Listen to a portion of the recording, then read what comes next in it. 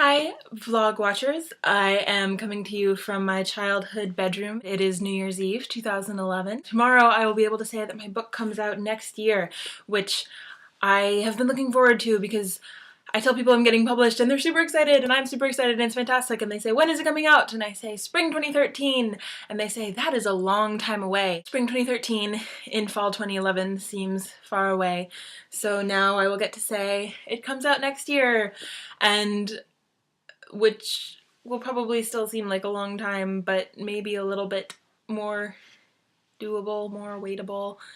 I don't know. I can't wait. It's gonna be awesome. I'm back at my parents' house, their farm in what I insist on calling rural New Hampshire. My argument for its rurality,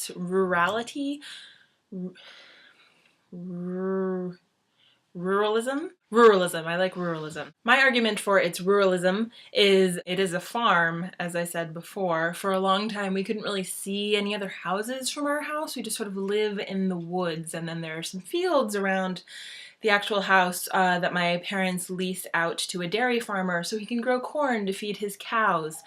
And behind that we have about 100 acres of woods, just like Winnie the Pooh. When I was growing up, we didn't have cable because the cable couldn't snake its way out to the boonies where we lived. We didn't have our own zip code until I was in middle school, I think. Yeah, the zip code thing is pretty big. So in my mind, city girl that I aspired to be when I was growing up, that definitely qualifies as, you know, the middle of nowhere, backwoods, boonies, rural New Hampshire. I recently had to write a bio of myself for one of my stories that was published this fall, Autopsy. You can read it on zahirtales.com. I said that I grew up in the wilds of rural New Hampshire, and my mom got all perturbed and said that it was not rural New Hampshire by any stretch of the imagination, and there are far more rural places in the world. And I mean, I agree, there are more rural places. That does not negate the ruralism of Madbury, New Hampshire. I think cityfication or cosmopolitanism goes the same way. So, like, for instance, when I lived in Boston, I liked to think that I lived in a city, even though, you know, New York exists and is way more of a city than Boston.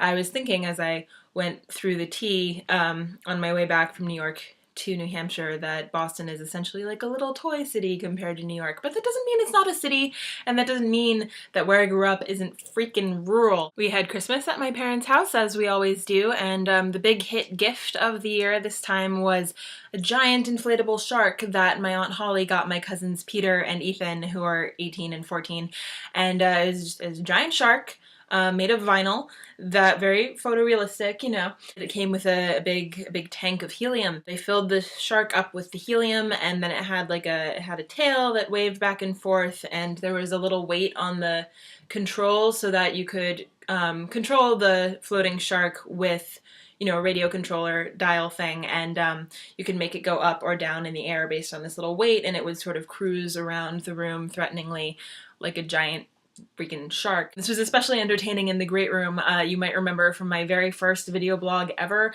that my parents' living room is full of dead animals that cover the walls and is called the great room.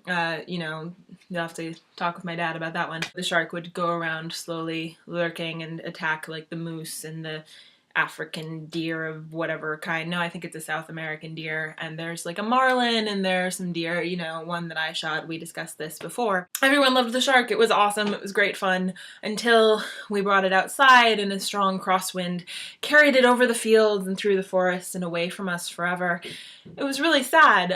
So maybe one day Sharky, the giant inflatable shark, will find his way back to us.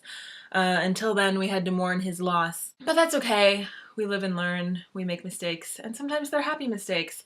I just wrote about on the blog how my New Year's resolution is to make more mistakes. Turns out that's Neil Gaiman's New Year wish for all of us, so he and I are obviously of one mind. I wish. I'm gonna go for now, but, you know, I found another background for my next blog post. I don't know what I'm gonna do back at Notre Dame, but at the very least you'll have yet another white wall with a crucifix on it that's slightly different from the other ones. 5 more months at Catholic school, and then I'm out.